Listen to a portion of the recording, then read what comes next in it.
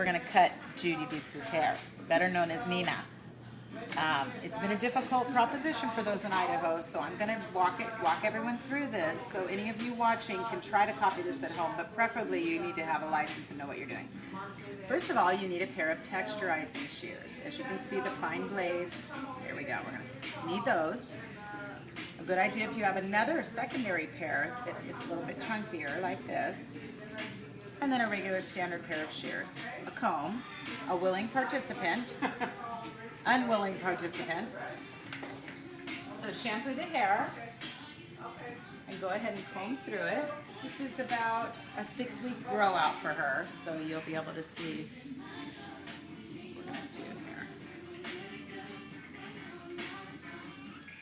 First, we're going to texturize the entire head with the finer texturizing shears. So comb everything from the crown forward, and then come around here, Sarah, so you can see.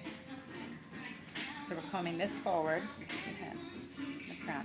And we take about a 1-inch section off center, a parting about a 1-inch wide, maybe a tiny bit wider than an inch, but about an inch.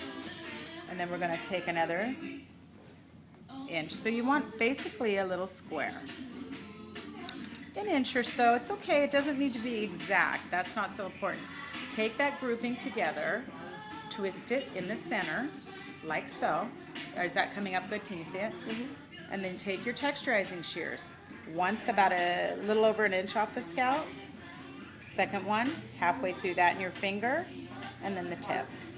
Okay, so 3 cuts into that with your fine texturizing shears. Leave it that way. We're gonna take another parting. Again, it should be about a square, and if you look closely with the camera, you can see that that is almost a square parting. In other words, all the sides are fairly equal. Bring it as close to the center as you can. Twist in either direction because we're creating a lot of texture this way. Again, almost an inch from the scalp, in, halfway between that and your finger, and then the tip. Don't comb any of this out until the end. Take your third square, everything sort of towards the center, twist, again, in, and in. Now this front section. On this section we're going to make sure we come up, but instead of doing it square to the center, we're actually going to over direct this parting. From her forehead we're going to bring it back a little further than the others.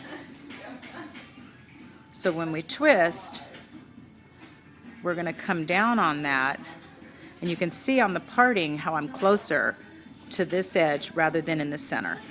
That's important because we want to leave a little length around her face. So we come in, cut, cut, cut. Now what we do is we're going to rotate around the entire head this way. We're going to come straight down from that section, combing everything forward. Again, we're looking at about an inch wide track. And then from that, we're going to take another parting about an inch. Comb it all towards the center.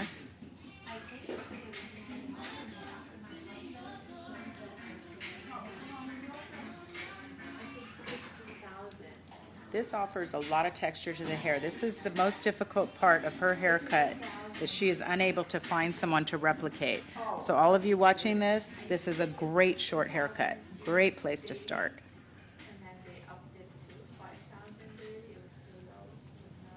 How are we doing on battery, Sarah? We good? Oh yeah. This is going to continue around the entire head. Whoops, without cutting your finger off like I almost did. Okay, so now this roughly above the ear is a little bit wider than the inch, which is okay. So we're going to take that. Now we're going to start eyeballing.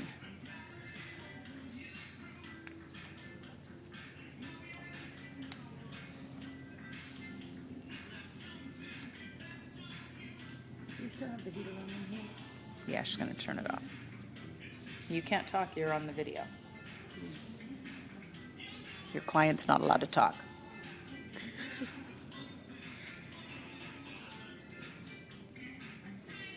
Okay, so now we're going to come over to this side of the head.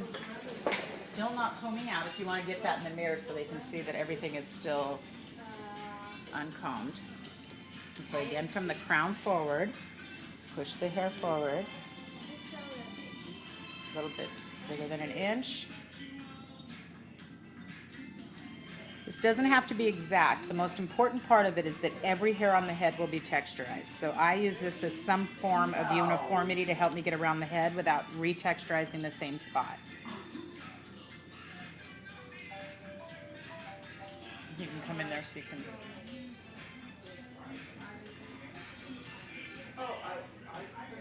Are you sort of getting the partings pretty good? Like,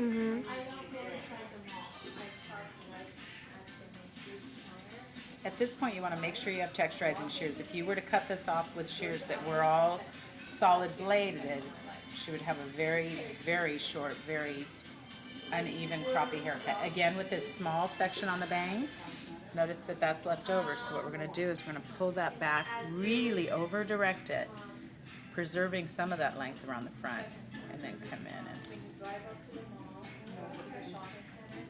Okay, next section. Again, about an inch.